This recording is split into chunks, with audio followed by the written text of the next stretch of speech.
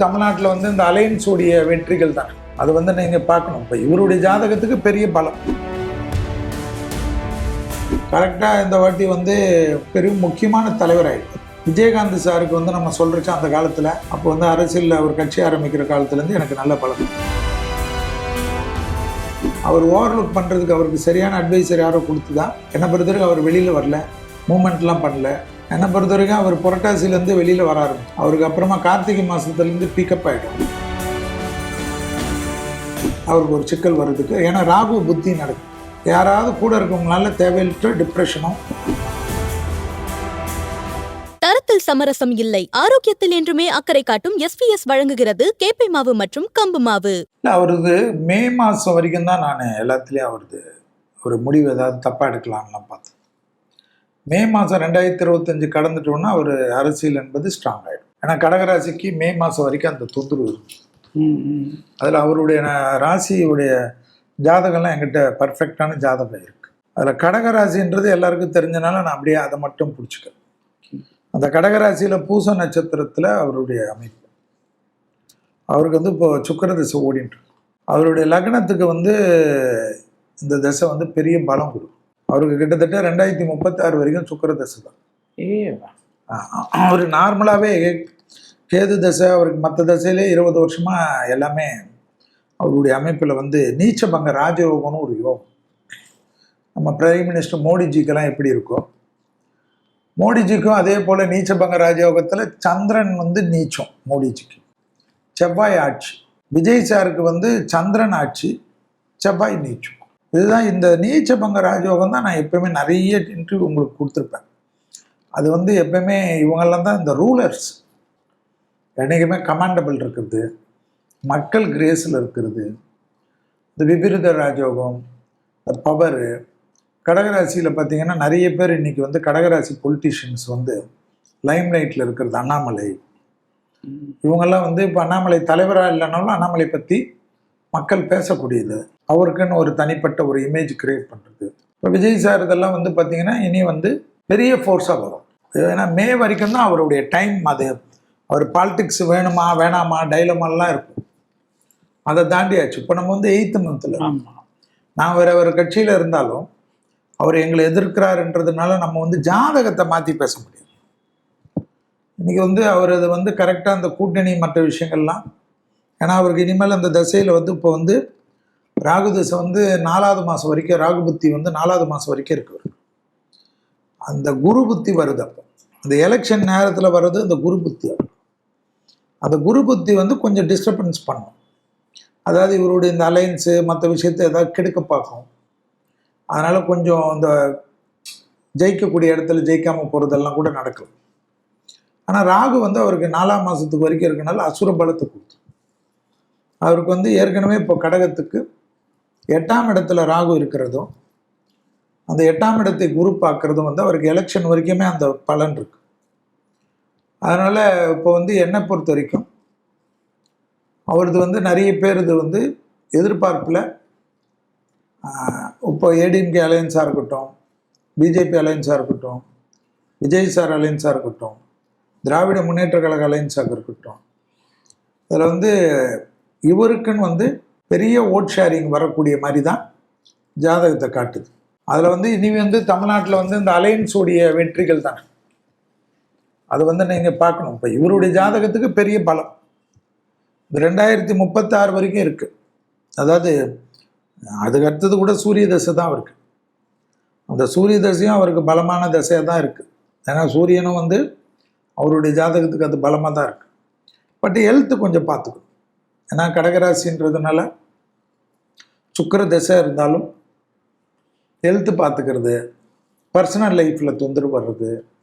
சுக்கிரன்னாவே கணவனாக இருந்தால் மனைவி, மனைவியாக இருந்தால் கணவன், அதில் தான் தொந்தரவு பண்ண தவிர சுக்கிரன் வந்து வளர்ச்சியை ஒன்றும் பண்ண மாட்டேன். அந்த டெவலப்மெண்ட்ஸ் எல்லாம் கண்டிப்பாக இருக்கும், பெரிய அளவுக்கு அரசியலில் இருக்கும். அவர் கரெக்டாக இந்த வாட்டி வந்து நிறைய விஷயங்கள் இல்லைன்னா பெரும் முக்கியமான தலைவர் ஆகிடுவார்.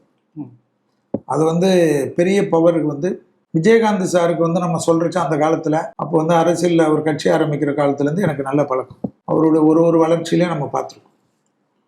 அவருக்கு எப்படி ஒரு சடன் பெரிய வந்து எதிர்க்கட்சி தலைவராக இருந்தாலும் அதுபோல் விஜய் சாருடைய ஜாதகம் மே மாதம் முடிஞ்ச உடனே அவரது டேக்கப் ஆகிடும். மே மாதம் வரைக்கும் அது என்னமா கெடுக்க பார்க்கும்.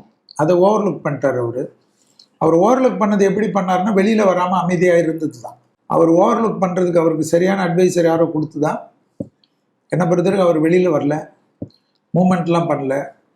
என்னை பொறுத்தவரைக்கும் அவர் புரட்டாசிலேருந்து வெளியில் வர ஆரம்பிச்சிடுவார். அவருக்கு அப்புறமா கார்த்திகை மாதத்துலேருந்து பிக்கப் ஆகிடும். ஸோ அவருடைய மூமெண்ட் வந்து ஒரு தனியாக இருக்கும்.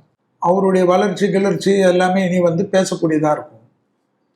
ஸோ அதே போல் தான் கூட இருக்கவங்ககிட்ட. ஆனால் எப்பவுமே வந்து இந்த சுக்கிரனுக்கு வந்து வெளியிடத்துலேருந்து எதிரிகளோட கூட இருக்கவங்களால தொந்தரவு. ஸோ அந்த கூட இருக்கிறவங்கள யார் விஷயத்துலையும் அவர் கரெக்டாக இல்லைன்னா அவருக்கு ஒரு சிக்கல் வர்றதுக்கு. ஏன்னா ராகு புத்தி நடக்குது. அந்த ராகு புத்தி வந்து யாராவது கூட இருக்கவங்களால தேவையற்ற டிப்ரெஷனோ அந்த ஒரு ஆங்கிள் அவர் கரெக்டாக பார்த்துட்டாருன்னா அரசியலில் பெரிய வளர்ச்சியை பார்க்கக்கூடிய ஜாதகமாக தான் நான் பார்க்குறேன். நிறைய நாட்கள் இருக்குது. கூட்டணியெலாம் வந்து கண்டிப்பாக கூட்டணியே இல்லைனாலும் அவர் பலம் பெருசாக இருக்கும். அதுக்கப்புறமா அவருடைய அமைப்பு வந்து இந்த வாட்டி அவர் கரெக்டாக பண்ணிட்டாருன்னா அது பெரிய லெவலுக்கு இருக்கும். அடுத்ததெல்லாம் அவர் வந்து பேசக்கூடிய லீடராக தான் இருப்பார். ஸோ இந்த கூட்டணி வந்து கண்டிப்பாக எனக்கு தெரிஞ்சு அவருக்கு பெரிய கூட்டணி அமையறதுக்கு உண்டான அமைப்பெல்லாம் இருக்கும். அவருக்கு வந்து பெரிய கூட்டணி கூட வேண்டாம். என்னை பொறுத்த வரைக்கும் அவருக்கு சின்ன சின்ன கட்சிகளே போதுன்றது தான் நான் நினைக்கிறேன். ஓகே. அவருக்கு வந்து ஏன்னா ஒருத்தர் அவர் பலமாக ஆகிடுவார். ஒருத்தர் அவர் பலமாக இருக்கிறச்சா அவருக்கு யாராவது சைடு சப்போர்ட் இருந்தால் போதும், என்னென்ன நடக்குங்க. ஏன்னா அவருடைய டைம் இப்போ மாறுது. அப்போ நீங்கள் டிசம்பருக்குள்ளே பார்த்தீங்கன்னா நிறைய விஷயம் மாறும். மே மாதத்துக்கு அப்புறமா அவர் டைம் டேக்கப் ஆயிடுச்சு. அப்போ டிசம்பர் மாதத்துக்குள்ளே ராகு வந்து இன்னும் நிறைய மாற்றி கொடுப்பார். மாத்திரச்சா நீங்கள் பார்த்தீங்கன்னா எதிர்பார்க்காததெல்லாம் நடக்கும். இல்லை, அவருக்கு இன்னும் லாங் ஸ்டாண்டிங் இருக்கு 36 வரைக்கும் இருக்கு. அதனால் 36ன்றது இன்னும் இப்போ நம்ம 25ல் பேசலாம். 11 வருஷம் இருக்கு. அவர் ஜாதகம் தான் டேக்கப் நல்லா ஆகும்ட்டேன். பெரிய பொறுப்புகள் வரும்ட்டேன். எல்லா பொறுப்புகளும் அவருக்கும் வரக்கூடிய அமைப்பு தான் இருக்கு.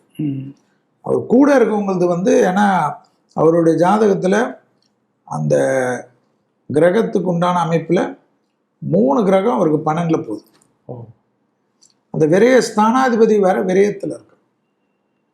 அதனால எல்லாமே கூடி வந்து திடீர்னு கூட இருக்கவங்கனால கெடுக்கிறதுக்கும் ஒரு அமைப்பு இருக்கு. அந்த கூட இருக்கவங்க விஷயத்தை அவர் கரெக்ட் பண்ணிட்டாருன்னா வெளி இடத்துல அவருக்கு நல்லா இருக்கும். வெளி இடத்துனால பிரச்சனை வராதுங்க. கூட இருக்கவங்களால என்ன பிரச்சனை வரும்? இப்போ விஜயகாந்த் சார் இருந்தார்.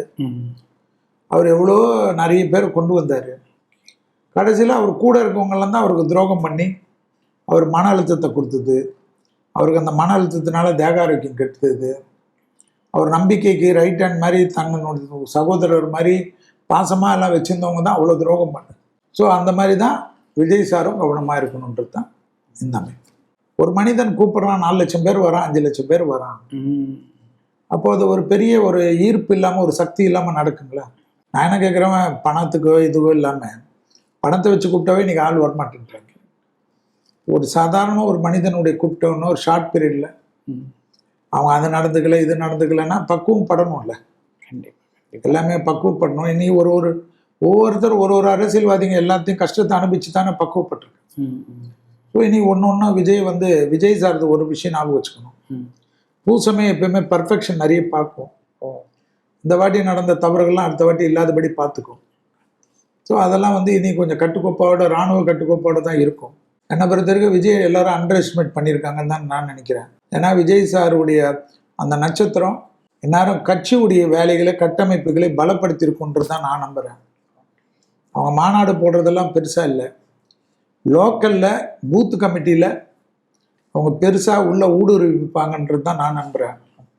அந்த ஊடுருவல் எல்லா கட்சிக்காரர்களுக்கும் இந்த தேர்தலில் தெரியுன்றது தான் நான் நினைக்கிறேன். ஸோ அதுதான் உங்களுக்கு அப்போ புரியும் செல்வி ஏன் சொன்னார். ஏன்னா இந்த மனுஷங்கள்லாம் எப்பயுமே கடகராசியை, அது அண்ணாமலையாக இருக்கட்டும் எல்லாரும் இருக்கட்டும், சும்மா பேச்சுறது இந்த கூட்டத்தெல்லாம் நம்ப மாட்டாங்க. அவங்க அன்று கரெக்டாக போயிட்டு ரூட் காசில் என்ன இருக்குது, என்ன குழப்பங்கள் இருக்குது, அதை கலையை தான் பார்ப்பாங்க. விஜய் சாரை என்னை பொறுத்த வரைக்கும் இன்னும் ஒரு 2-3 மாதம் எடுத்துக்கிறாருன்னா பப்ளிக்கு கிட்ட மூவ்மெண்ட்டு, அந்த பிரச்சாரம்லாம். ஆனால் ரூட்டை ஆணி வேற பேஸ்மெண்ட்டை ரொம்ப ஸ்ட்ராங்காக போட்டுட்டு தான் அவங்க களத்தில் குதிப்பாங்க. அந்த பேஸ்மெண்ட் ஸ்ட்ராங்காக இருக்கிறச்ச கட்சி பெரிதாக பலப்படும் தான். நீங்கள் இப்போ மீடியாலெல்லாம் இது வேணுமா சொல்லலாம், கமெண்ட்ஸ் போடலாம், நெகட்டிவ் போடலாம், அதெல்லாம் மீறி ஓவர்லுக் பண்ணக்கூடிய சாரிசமா விஜய் சாருக்கு இருக்கிறதையும் ஞாபகத்தில் வச்சுக்கோ. நன்றி. 91 ஆண்டுகள் பாரம்பரியம், 5 தலைமுறைகளாக மக்களின் நம்பிக்கையை பெற்ற எஸ்பிஎஸ். ஆரோக்கியமான காலை உணவுக்கு எஸ்பிஎஸ் வழங்கும் கேப்பை மாவு மற்றும் கம்பு மாவு. இன்றே கேட்டு வாங்குங்கள்.